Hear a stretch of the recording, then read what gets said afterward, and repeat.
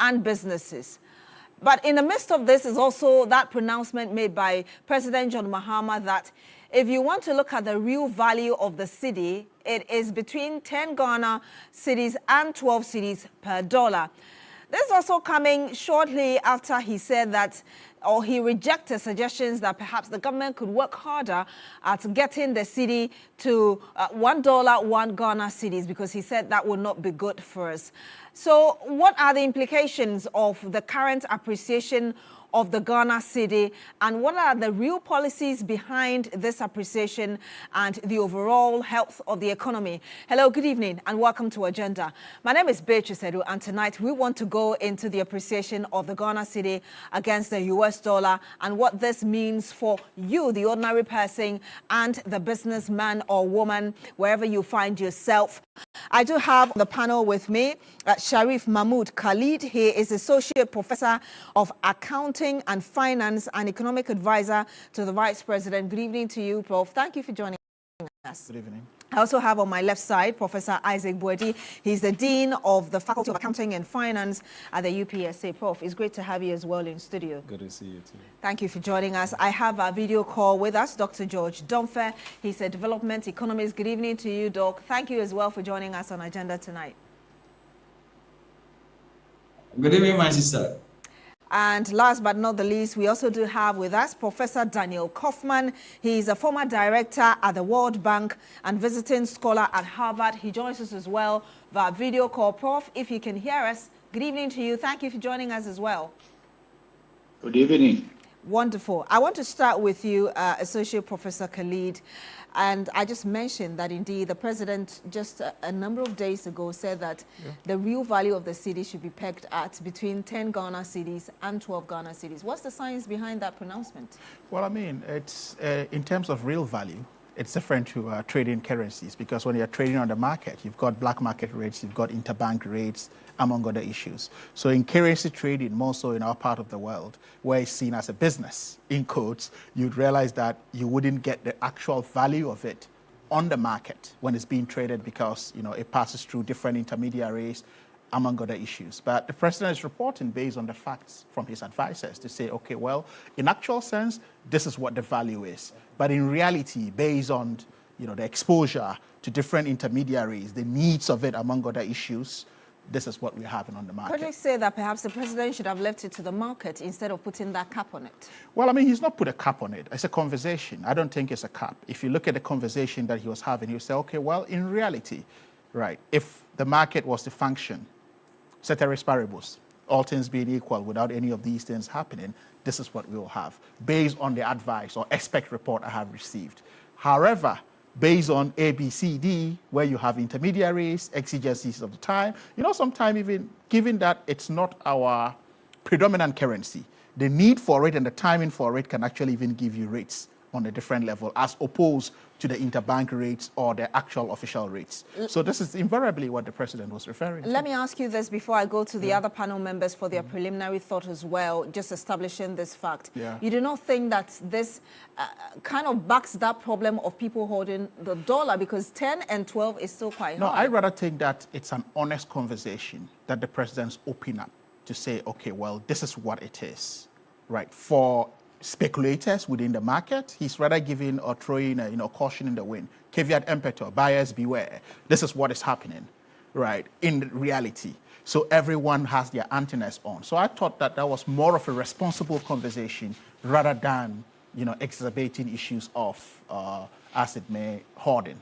So it rather allows people to have real thinking, real projection, because you'd see the president, the finance minister, and the central bank governor are looking more long-term than short-term, which is why such communication is very important, and the openness of it. Never in the history do we have a president this open about currency conversations. So if we're beginning to have that, we need to applaud it. We need to applaud it. You say, I don't know what you think about it, Professor Boadi. Yeah, good evening, B, and good evening, my good friend and the viewers as well. In this market, when we talk about currency trading, speculations are allowed. But sometimes you have to be careful how you speculate. We had a president who, last week or so, had come out to say that the cedi should be trading around this figure, I think 10 to 12 Ghana 12 cedis, Ghana yes. cedi. In fact, I can sit in my home and do same projections. It's allowed. Before the statement, I had done similar projections, and I got a similar value. But the challenge is when you start putting the information out there, because it's about planning. If you speculate, people benefit. Others are also disadvantaged. So I would have loved to have allowed those in charge of the controls to have come out with such statements. In terms of openness of a presidency, I've seen one, trying as much as possible to let people know what is happening. But when it comes to controls, in terms of the monetary policies, and we have people who are in charge, and sometimes we leave those things for them to come out with such figures. If you want to speculate, if you want to do stimulations in terms of what the projection will be in the next 1 month, everyone is allowed to do that. You think what the president said was speculation? What he did by saying that the real value is between 10 and 12 was speculation? Yeah, I don't know the figures, the parameters that he used, but the point is that he made a statement. And once you start making a statement in forex markets, you have people who benefit and there's others who will be disadvantaged. So For instance, in other words, after that statement, you can go to market and check. Either people start holding the dollar or they start using the dollar. what have you found? From my analysis, Yes. I have not checked the trend over the period, but obviously there'll be an impact when such pronouncements are made. Either people will find a way to hold the dollar, and when you do that, you see the reactions in the market. So I just want to get clarity. Are you saying that you're aware that people are holding the dollars, or you haven't done your survey yet, so you cannot confirm? I have not done myself. I'm saying that in a worst case scenario, when you start making such pronouncements in the market, that's what happened some years ago when the minister was in parliament saying that the cedi was going to go up. We felt the impact in the forex market. And again, just before I go to Dr. George Domfe and Professor Kaufman as well, what you're also essentially saying is that, yes, Professor Khalid is saying that perhaps we have one of the most transparent and open presidents. You don't necessarily agree with that when it comes to this very subject. I can give you similar pronouncement by other presidents before. So when you use the word, the most transparent government, it's difficult for me to. Yes, we've seen that in a few months ago, we have seen similar. But if you want us to give a chronology over a period, which government have been so transparent, we don't have the yardstick for me to judge at this point. I want to come to you, Dr. George Domfe, your initial reaction to what has been said so far. Thank you, my sir. Let me say very good evening to my colleague analysts and also our cherished viewers and listeners. I will start and say I disagree. I don't think I share opinion with Professor Boadi about the pronouncement from the president. The president is a politician. You know, he wasn't looking at it from economic perspective. He's a politician, and this is a president who had ruled Ghana before. Exactly on 7th January 2013, he became president. Was sworn in president. $1 was going for 191 pesos. This Ghana bank exchange rate, foreign exchange to be kind. $1 was going for 1 cedi 91 pesos. At the time he handed over power to Akufo on 7th January 2017, that day $1 was exchanged for 4 cedis 21 pesos. And that is accumulative depreciation of 54.87%. If you look at since 1992, if you look at the performance of cedi under all governments, this is one of the worst that we saw. And so Ghanaians talked a lot about him, that he didn't do well. And an opposition said they would arrest them when they have opportunities. So they came to right, and we also they did very well with cedi. So, Prof, forgive me, Dr. Domfe. I know you're trying to give us some history, but are you able to kindly address the question now and where we are currently moving forward? No, I'm addressing the question. Yeah, so the question I'm is that what the statement by the president is a political statement. And I'm saying that he has been a president before, and under him, CD depreciated 54.87%. That was one of the worst performers under any government. And the government that after him, the affair of office, CD depreciated 26.9%. They did well, but their second term depreciated 64%. We all know what happened recently. And so if today he has come and CD is doing well, I don't think that we can blame him for coming out to tell years about what is happening. I mean, he's a politician. And then let me, as an economist, I would have very cautious because Ghana is not like US and other countries practice a floating exchange rate system. Our regime manage exchange rate, and so periodically, Ghana intervene to solve. I'm asked when the bank's intervention. Recently, April alone, Bank of Ghana $480 million. They went on to supply $485 million in the month May, when demand for dollar is already going down. And so when you have set environment, definitely CD will pick up, a higher performance. To do so well, CD is doing today is artificial. It's completely artificial.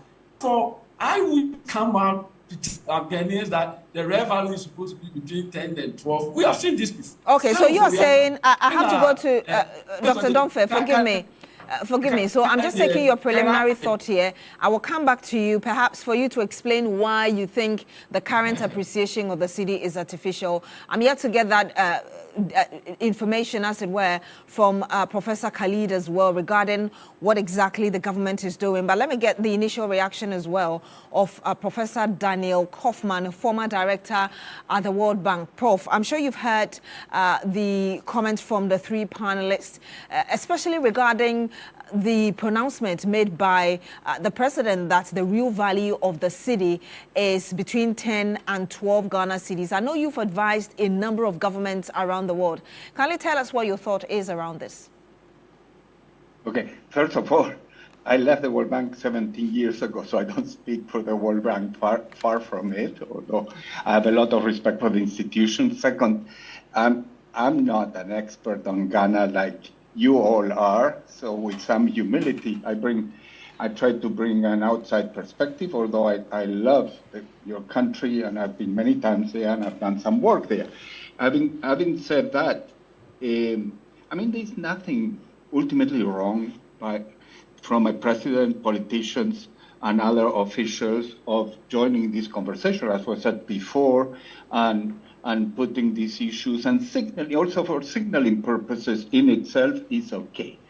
But the real issue from my experience everywhere else is if a message is being given about a particular range for the exchange rate, what are the measures for the not only short term, medium and longer term and commitment that is being implemented and will be implemented to back it all up.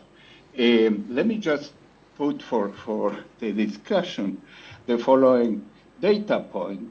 I understand that right now, and I look a lot in the world at bond yields because it tells you what investors think it's viable in terms of interest rates for the future. So the 6 months for Ghana is about 18, 19, 15%, 15% in that range. The 10-year one is almost double that. So it's one of the steepest inverted yield curves in the world.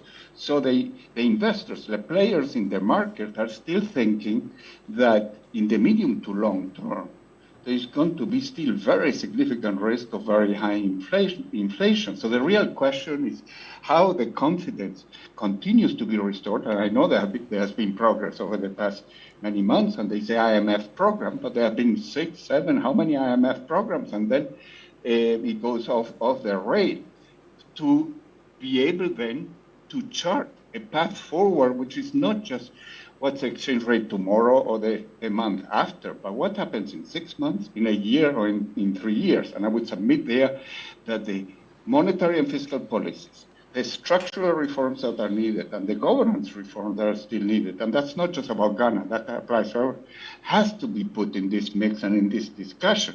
So politicians, when they speak about that, it's extremely important that they complement any assessment that they may have, and it's perfectly legitimate that the leaders give that assessment. Usually it's done by the governor or the president of the central bank and the minister of finance, but the president can do that, but has to be part of the discussion and the strategy on these other measures as well, and not just a discussion of elevator economics of the exact right rate of the exchange rate, which without context means nothing, because the markets will tell you, it will tell you in a few weeks something different if these measures are not adopted, or there is no confidence in the markets about the structural measures and all the rest that needs to be in place. And it's at this point I want to come back to you, Professor Khalid, because the first question I asked earlier was the science behind this. And I don't seem to have gotten any information from the other panel members that they really got that science behind the figure the president gave. Before I dovetail into that, let's not make it feel as though speculation is a negative terminology. Speculation is not a negative terminology, much as within the context which the president spoke, it can be deemed, or it cannot. That's what I meant as speculation, in the sense that here's the president who's got his advisors or lieutenants within the economy, in the person of the finance minister and the central bank governor.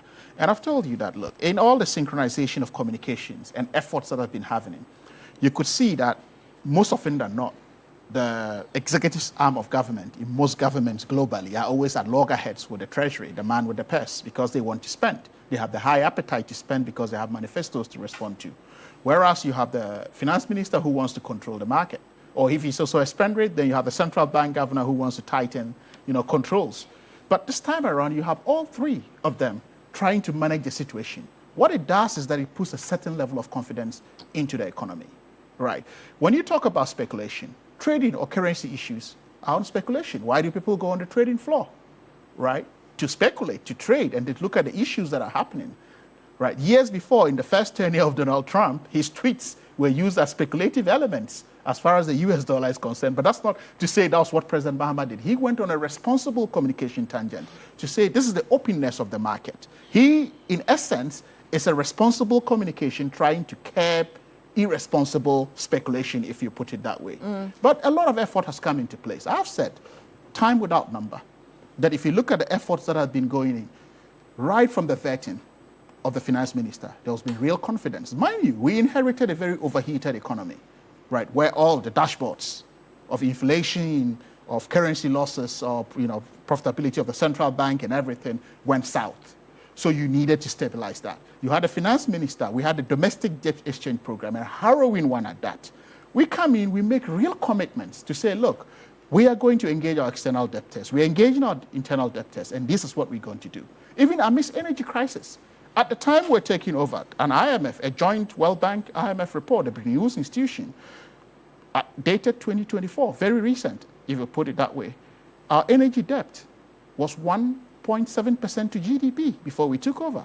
So you look at all of these issues happening, and then you have a president, a finance minister, and a central bank governor stepping in to put all of this in place. And if you say nothing is happening, then I don't know what else you want to see. So that was okay, Land. We also spoke about the gold board program. People say, okay, well, nothing has been traded. When you look at markets, markets make projections and long-term measures. The gold board, as I said, compared to very sporadic issues and sprinkler of investment issues that we may make to say, okay, we are shoring up reserves, we are securing reserves. The gold board has got longevity because it has a board.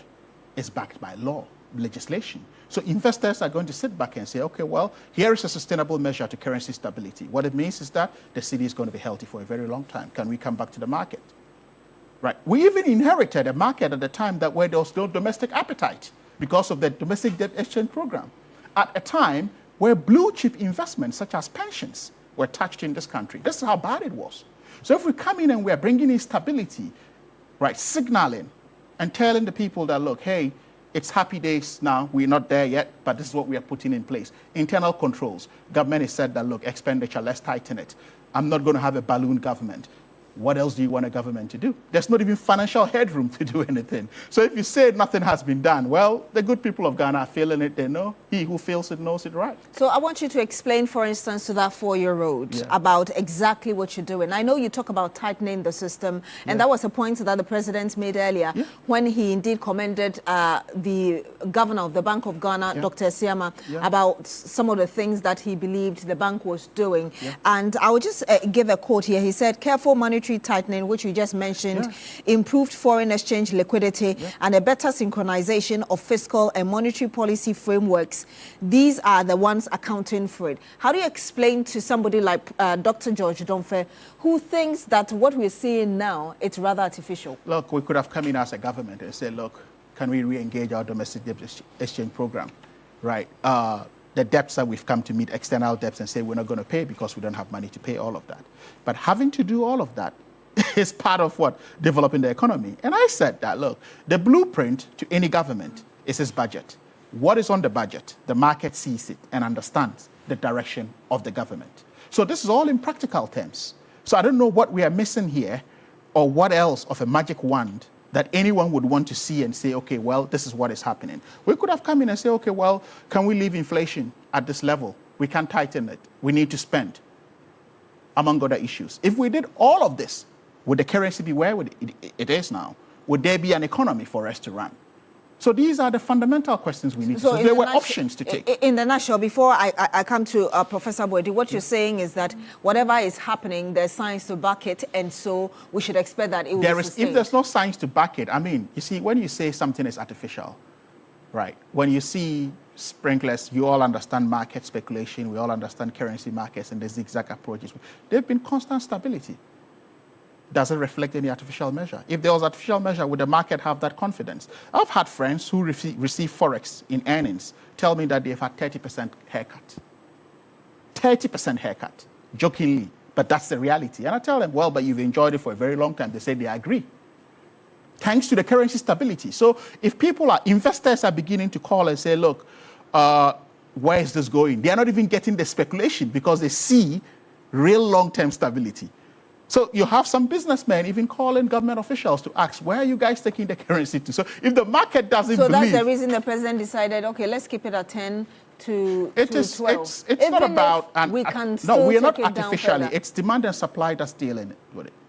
That backed by the prudent measures taken by the government, i.e. the central bank, the finance minister, and the presidency. Let me get this quick clarity from you before I go to Professor Boedi. What you're saying is that although the president told us earlier that the real value is between 10 and 12, there's still a possibility that this could go down depending on the market demands, like you just said. No, what I said is the government has left it to the free flow and fall. So there's a possibility it could go down further? I'm not saying there's a possibility for it to go down. Demand and supply of the market would respond to the positive progress that the president and his team are injecting into Let me find out from you, Professor Boedi. We've just had a bit of flesh to whatever it is that is happening. Are you convinced that indeed these are scientific stuff that could keep the city getting strengthened over and again over a long period of time? Well, I should not be convinced.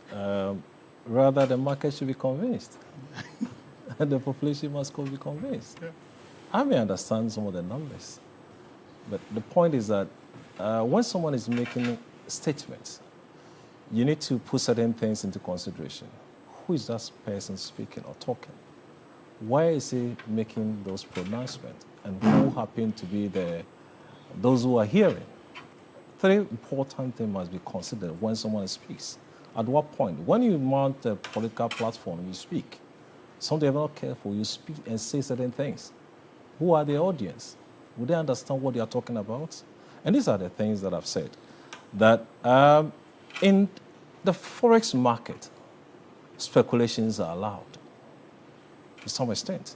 But when you speculate, there are potential benefits, there are potential risks that you inherit. And if you make such comments without strong fundamentals in the country, it will come back and haunt you.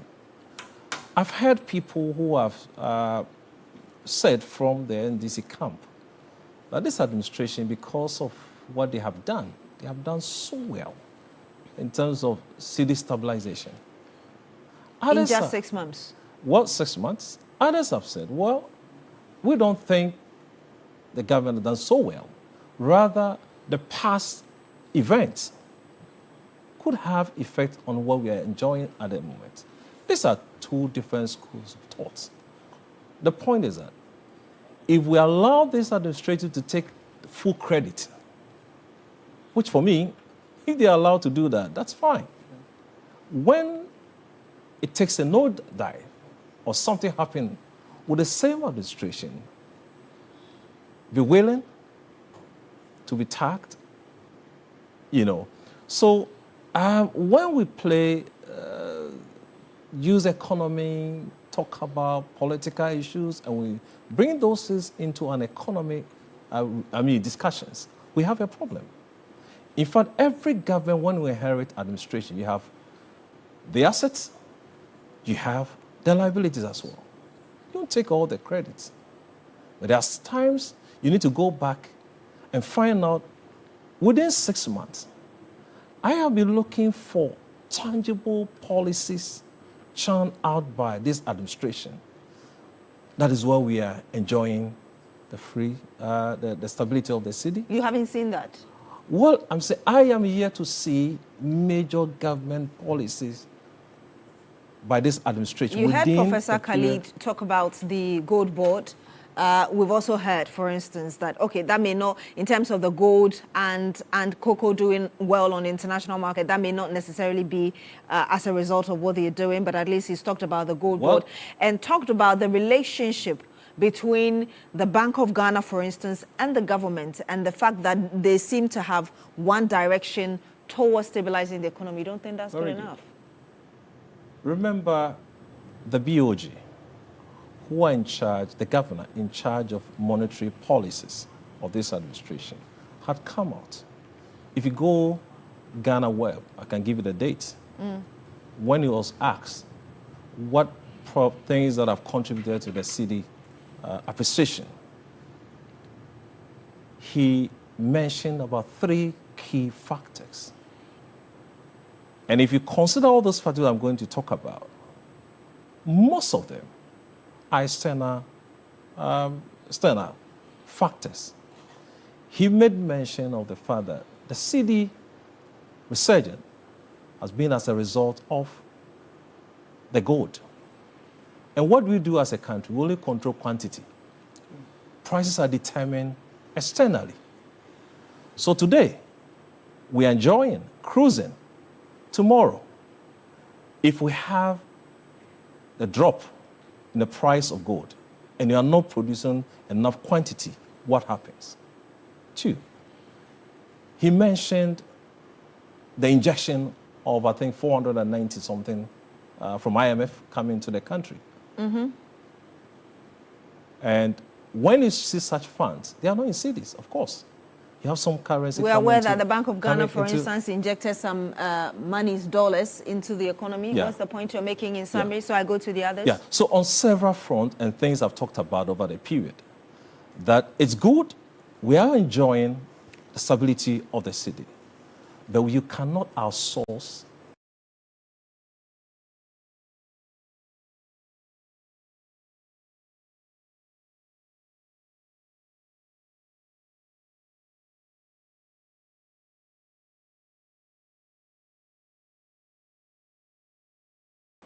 your gains only to external factors. We need to see local things that have been done by this administration. Yes, you talk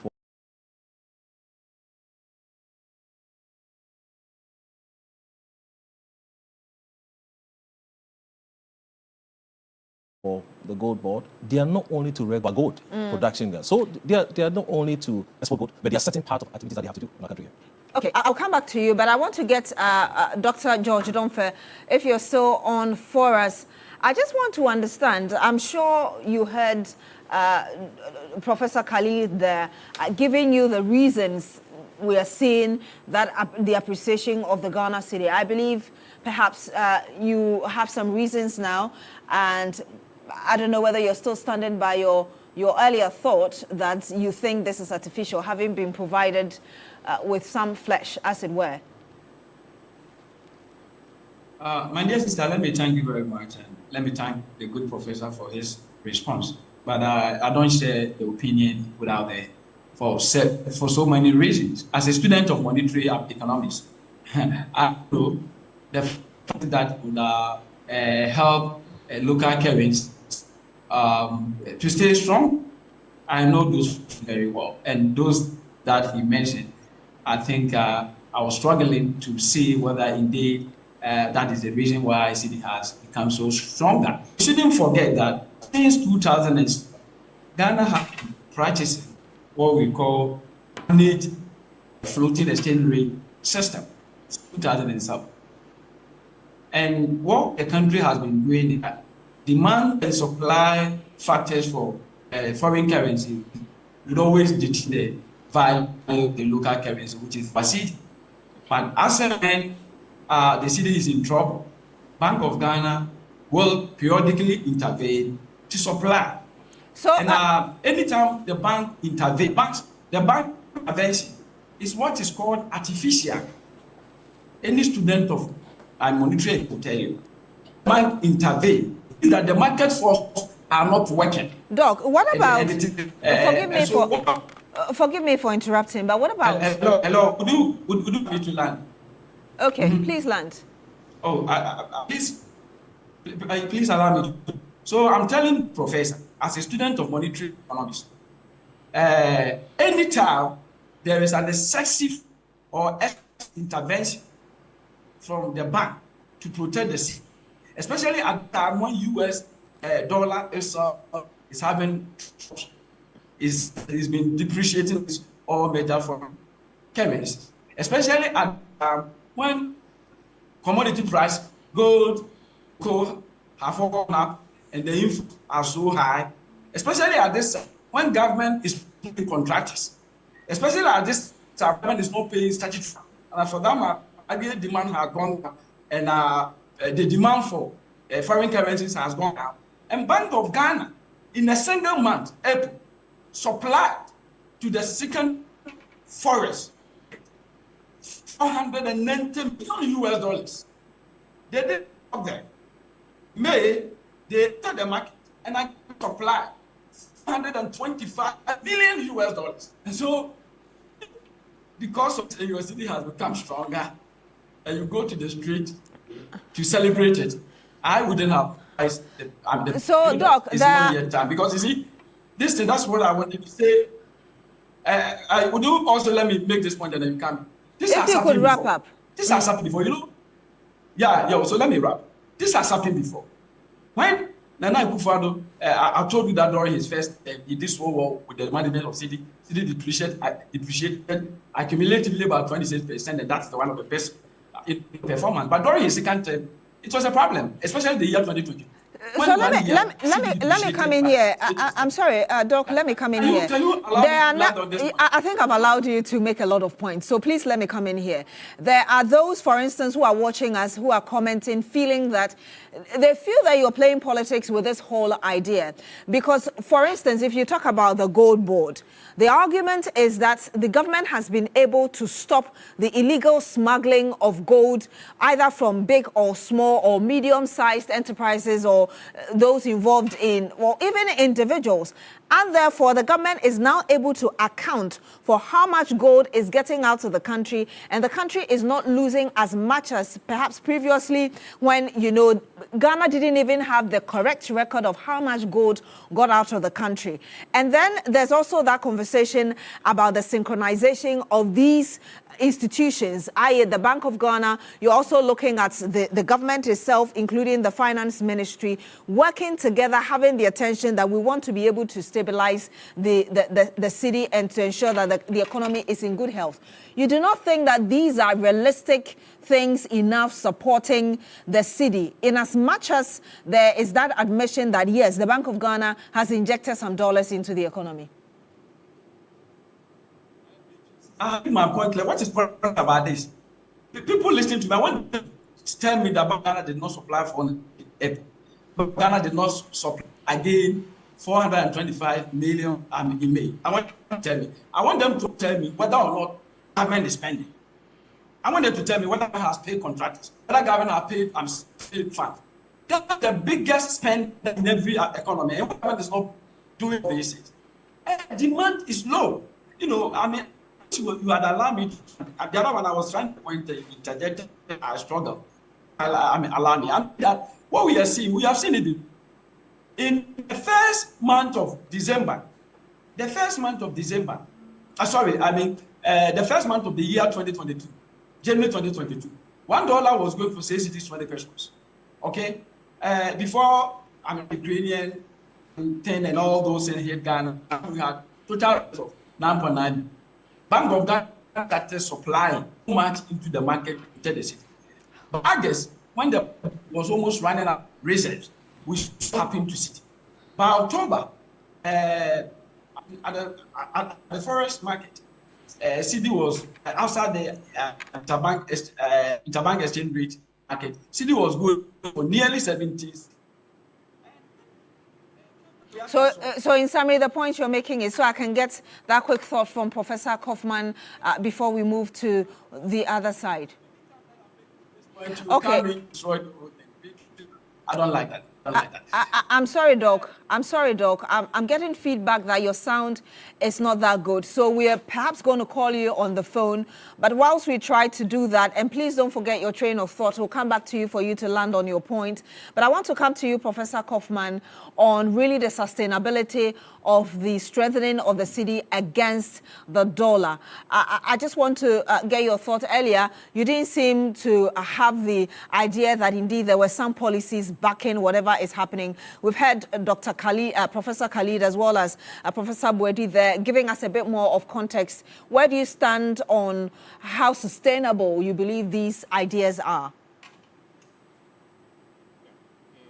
The ultimate assessment can only be made by you, the experts in Ghana, who know exactly the details, but ultimately will be also made by all the players in the market and the investors. And they are, as an economist with gray hair, so I'm not young anymore, who has seen a lot, let me make 3 brief points from an economist standpoint globally, but I think it applies here in Ghana. One, we need to be very careful at all times about premature exuberance or premature declarations of victory, either regarding having regained full investor confidence or about the stability of the cedi, the cedi so far. This is very early days. There's been a lot of achievements, but we cannot.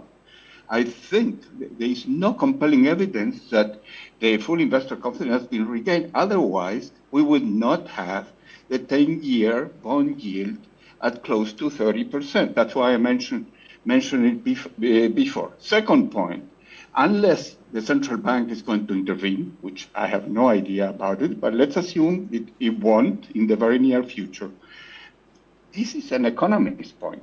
The probability of the cedi soon going below 10 is roughly the same as it is going back up. It's a random walk. And that leads to the third point. We need to understand that there are 2 very different types of forces at play here.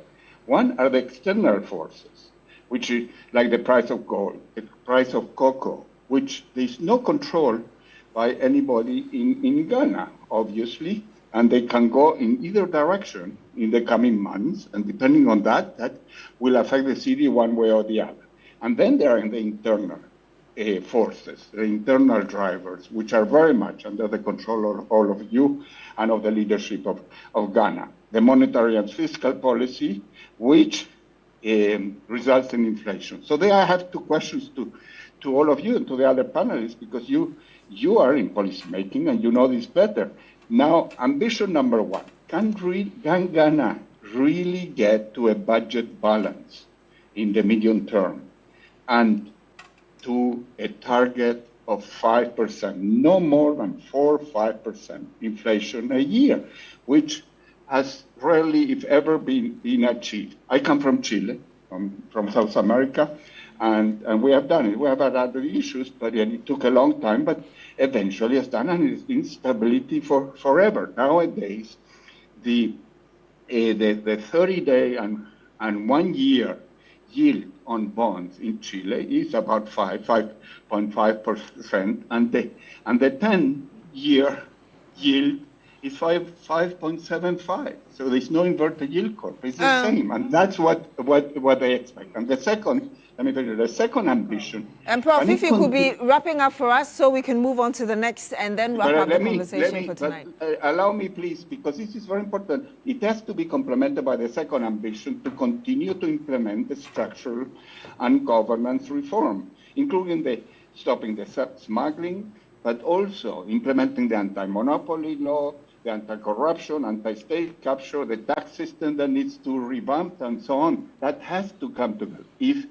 If the evidence is out there that all this is being done, of course one can bank and predict stability and growth for Ghana in the future. But if there is again a reversal or the implementation doesn't take place, it's going to be another episode like there have been quite a few in the past. So the understanding I'm getting from what you're saying is that you think a lot of the things, and that's my next question, and I'll ask the rest of the panel members here the same question. The understanding I'm getting is that you feel that perhaps a lot of the gains you are making are coming as a result of external factors like the price of cocoa, the price of gold, and a few others, and you're wondering how we are generating revenue for sustainability. Perhaps let me remind you that the government just last week brought in that 1 Ghana cedi on fuel, on every liter of fuel that Ghanaians would buy, just to save the energy sector from collapsing. And also we've seen that inflation has dropped from 21% in April to now 18.4%. Do you think that these are good enough in terms of generating the amount of money we need to support whatever is happening now? Just very briefly before I come to the rest of the panel members, Prof. Okay, so we'll have to get back to Prof. I've played an important role. The government, the new administration, the government, and everybody knows that have been making very significant efforts. The question is whether not only they can be sustained, but they can be expanded and redoubled to the structural and governance issues that I also discussed, so that in 6 months and in a year, then there is a complete restoration of this confidence and stability, but we are not there yet.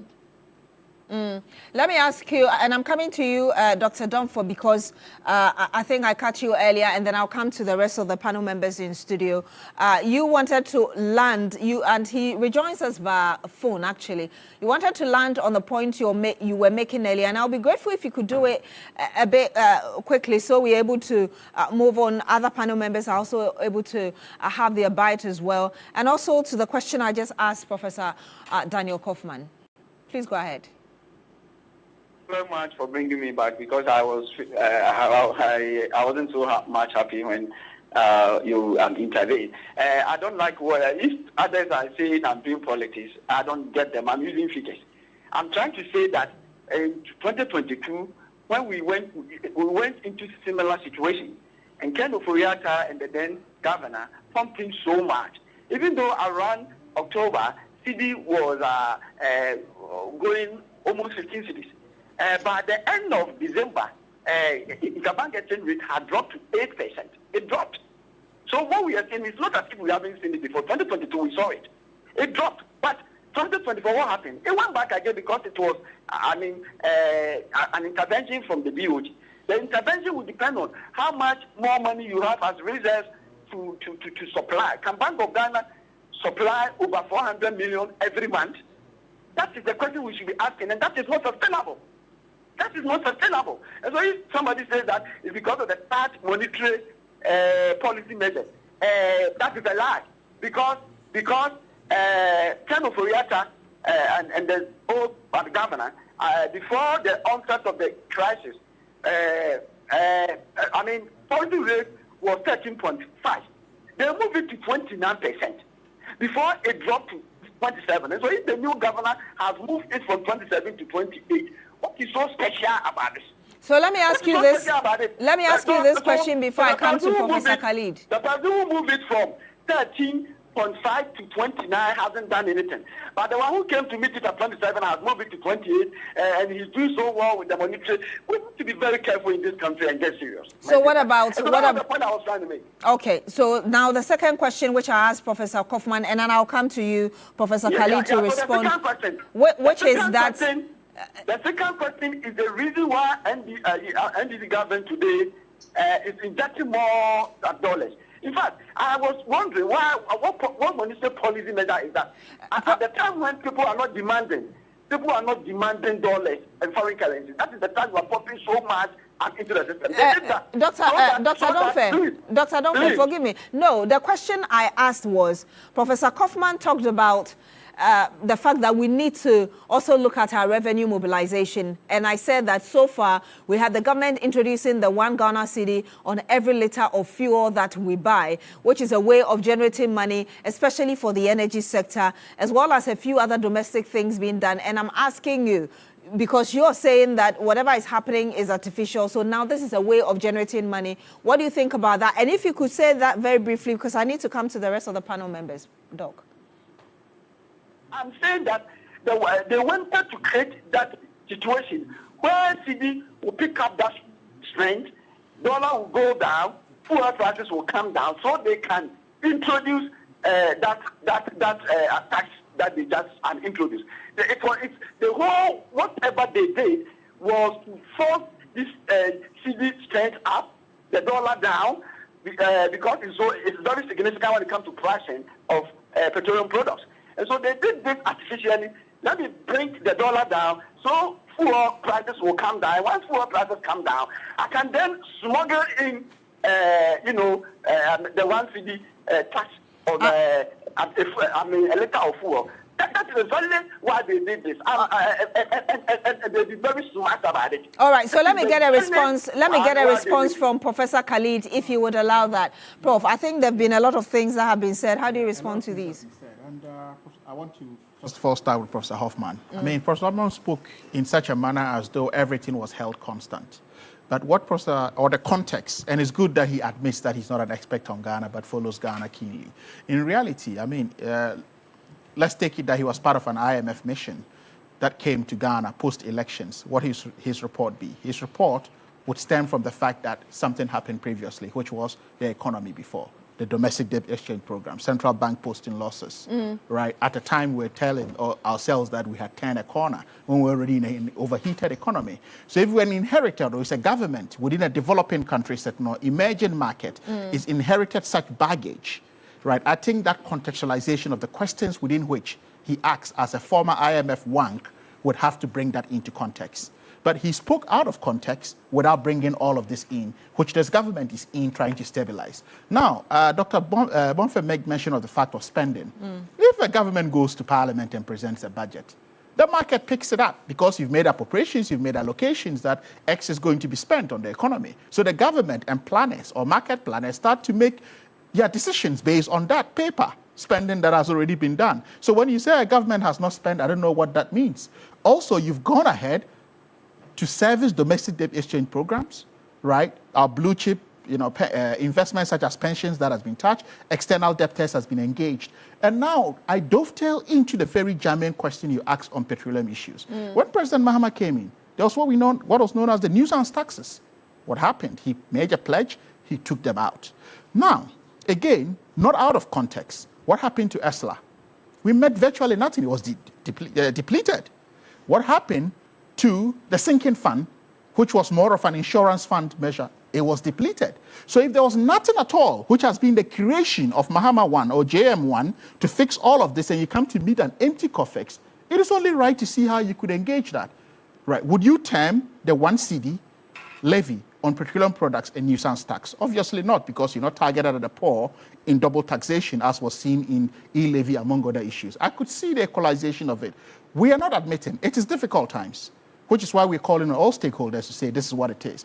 At a time, right, and I'm referring to an IMF, a Brittany Woods institution report, right, not dated 2012, dated 2024, just only recent. We were doing 1.7% of GDP, right, And if you when it wrap comes up and I'll to get the debt final word as accumulation, well. when it comes to debts within the energy sector. So how do we service this?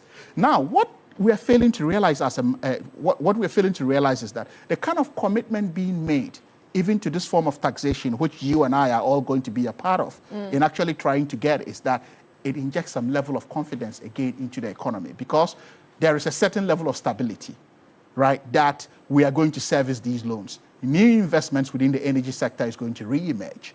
And thankfully, one thing you realize is that President Mahama has always been in the forefront of fighting, energy sustainability issues within this country. When If you things could so wrap up happen, for me, so among I other can get- issues, yes. yeah, I'm going to give that chance. So, and luckily, again, we have an energy minister who has seen it all. At the time of the power crisis, he was at the forefront. So it's more like a deja vu. It's not uncharted waters. The only thing as citizens that we need to call is how we can police this tax to see how we can use it to actually erode this energy debt and bring us to stability and saturation levels. When that is done, the President Mahama, we know, would call the stakeholders together and say, look, this is where we've gotten to rate. We can as well get rid of it. So in the nutshell, you think that the country is on the right track?